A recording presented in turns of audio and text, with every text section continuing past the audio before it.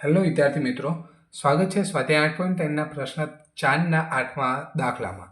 તો શું કહે છે? સાઇન એ પ્લસ કોસ એ કે આખાનો વર્ગ પ્લસ કોસ એ પ્લસ સેક એ આખાનો વર્ગ બરાબર શું સાબિત કરવાનું? તો કે 7 plus ten square A plus cot square એ. તો આપણે શું કરીશું? આ વર્ગ જે છે એને શું કરી દઈશું? અંદર આપી દઈશું. તો એ પ્લસ બી આખાનો વર્ગ હોય તો શું લખીએ? A square plus B square plus 2ab.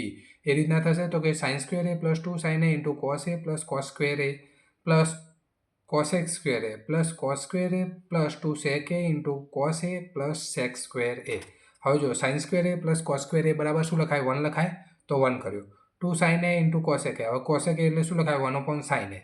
અને સેક એ એટલે 1 અપોન કોસ એ. બંનેમાંથી સાઇન અને કોસ જતા રહેશે એટલે શું થઈ જશે? 2 પ્લસ 2.